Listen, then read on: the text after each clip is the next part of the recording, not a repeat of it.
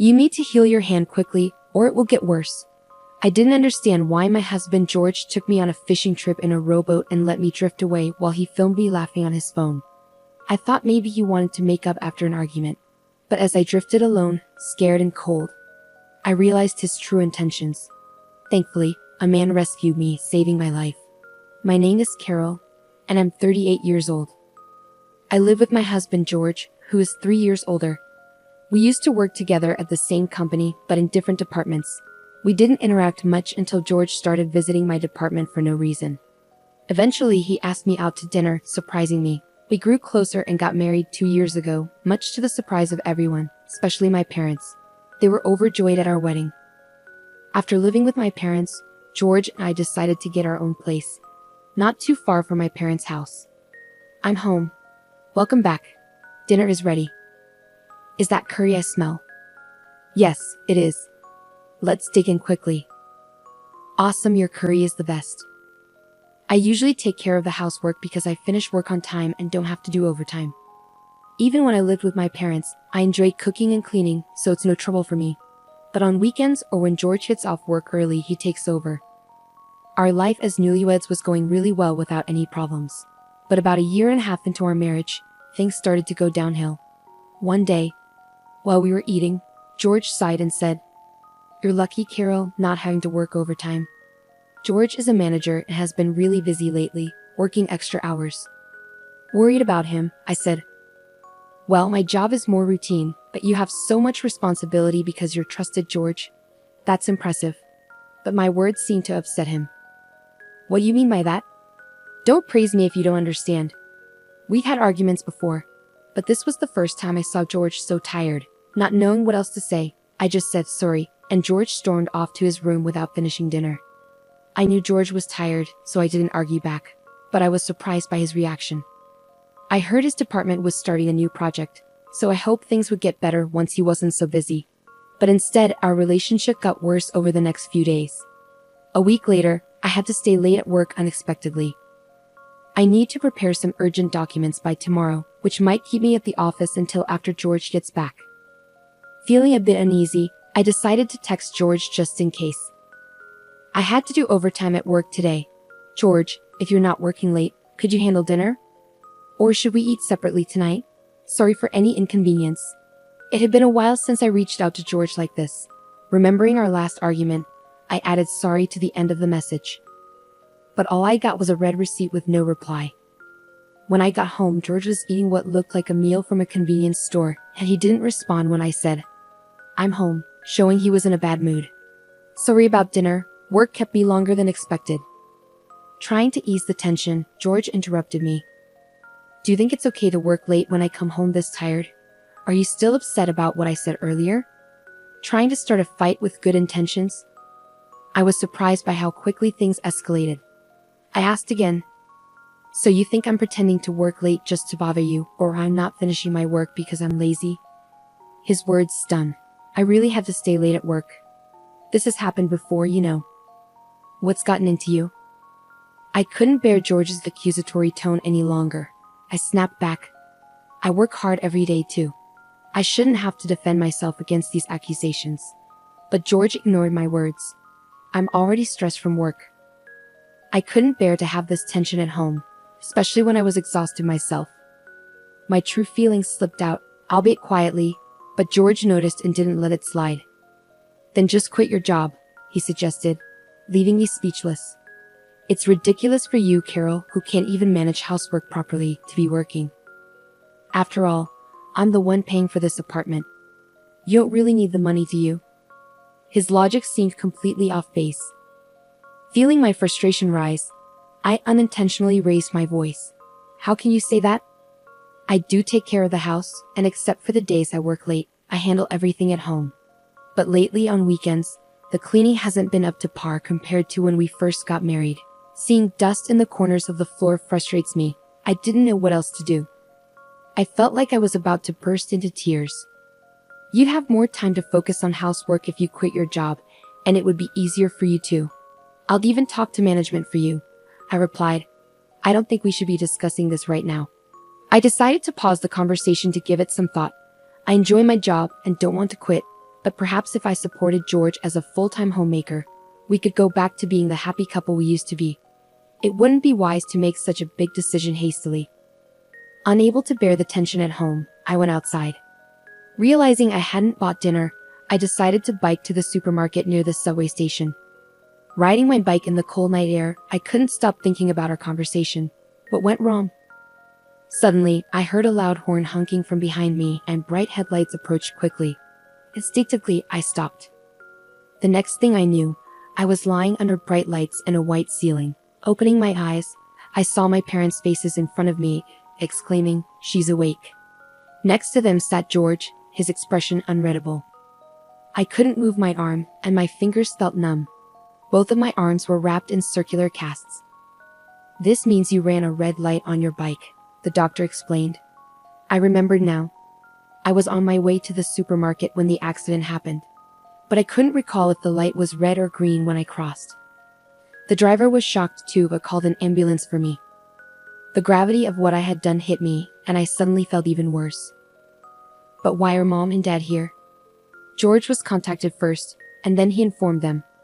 George gave a forced smile to my parents. Understandably, after what had happened, it was awkward for me too. "I'm really glad George was there for you," my parents thanked George, who responded with a polite, "No problem," but his forced smile didn't seem sincere. I ended up spending the night in the hospital due to the lateness of the hour. However, after undergoing various tests the next morning that showed no issues, I was discharged the following day. The doctor instructed me to rest and avoid water-related chores and housework because the casts couldn't be removed. When I got home, which happened to be on my day off, I found George lounging on the sofa with a smug look. "You really messed up running that red light, but now you have no choice but to quit your job," he said without showing any concern.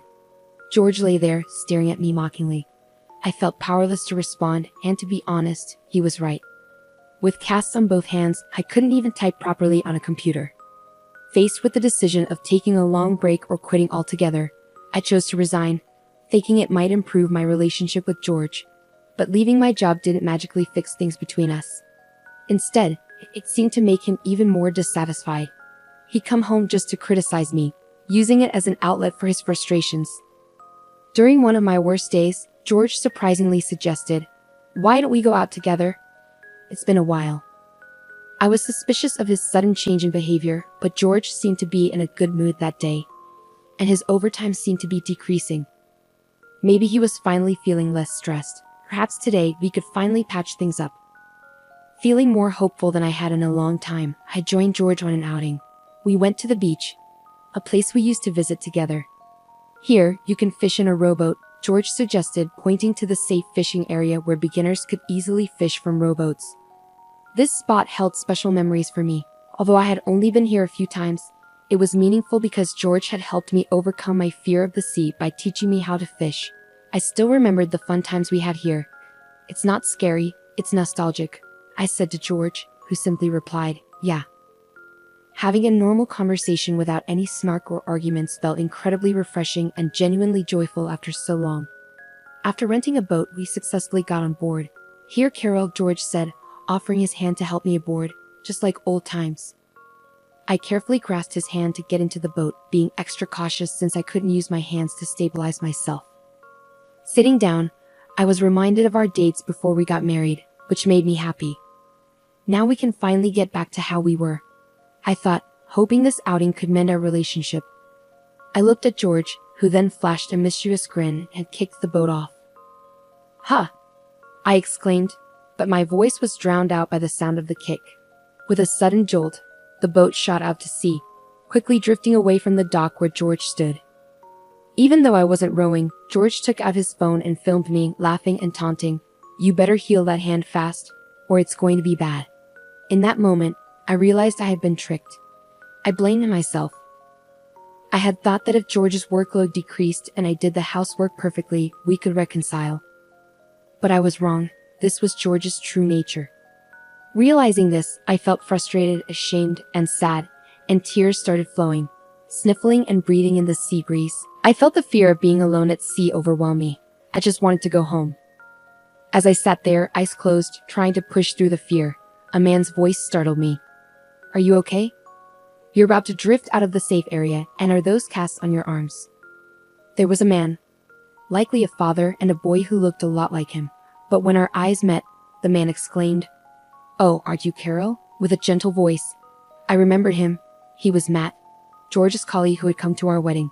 That meant the boy next to him must be his son, Mark, who had grown a lot since our wedding.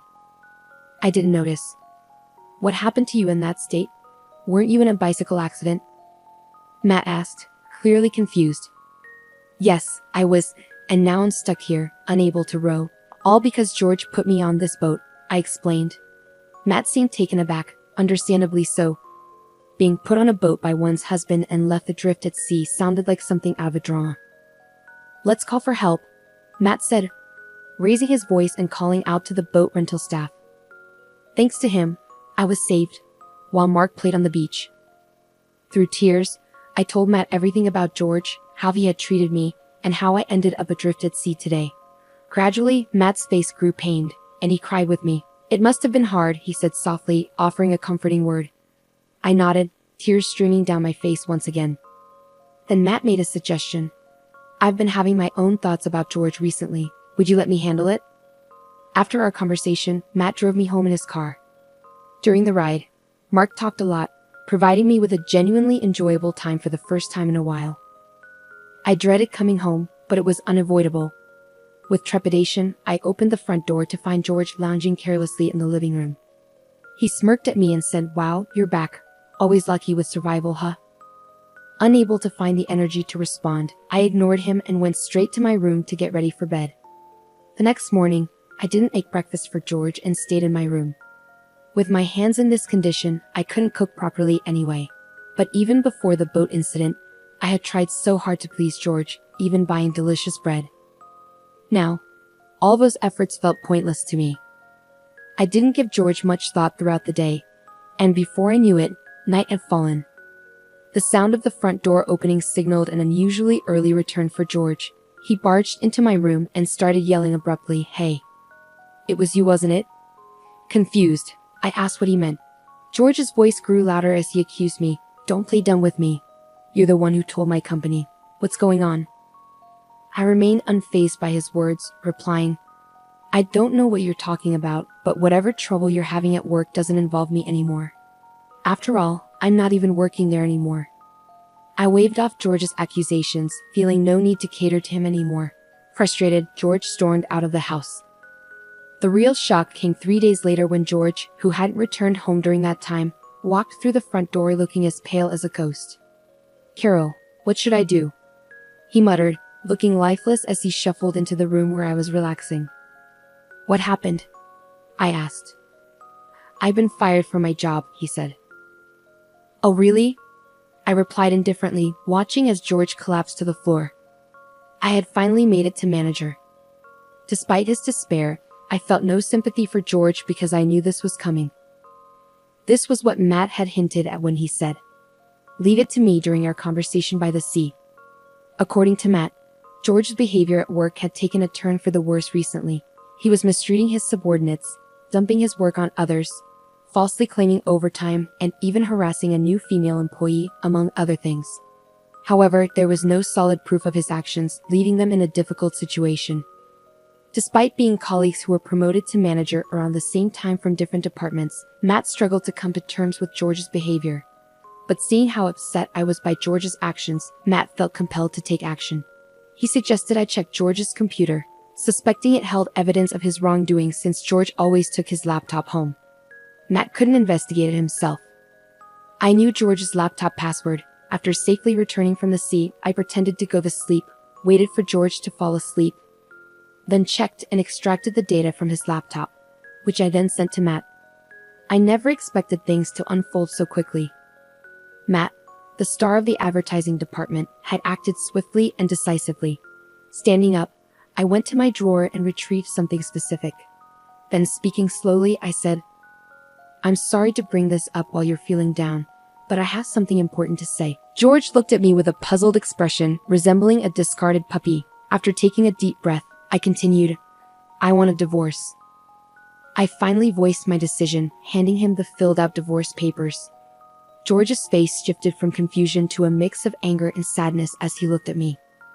"Why do you want a divorce? Can't you show a little compassion, especially when I'm feeling so low?" he pleaded. His words left me stunned, almost tempted to throw them right back at him. "I'm grateful to you for revealing your true nature, and I've already discussed this with my family," I stated firmly. This wasn't just bravado. After my ordeal at sea, I had indeed gone back home and had talked with my parents. That night, Matt messaged me saying, "George might come crying to you in about 3 days. It's up to you, Carol, what to do next." Reflecting on my options, I decided to confide in my parents.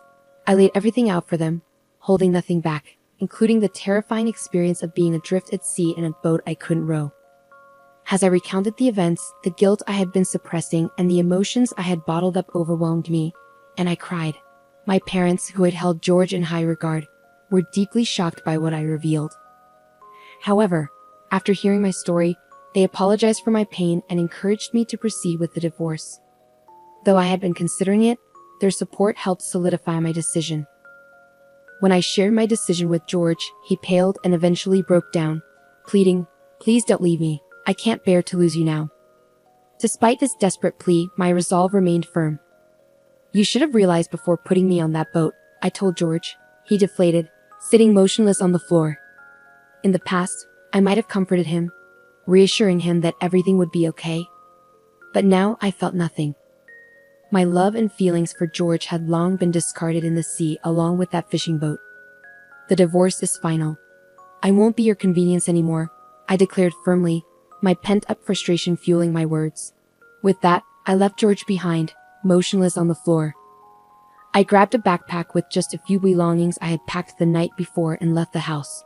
The night air was cool and I felt refreshingly clear-headed as I made my way back to my parents' home. Despite George's continued pleas to stay together, I proceeded with the divorce through a lawyer recommended by my father.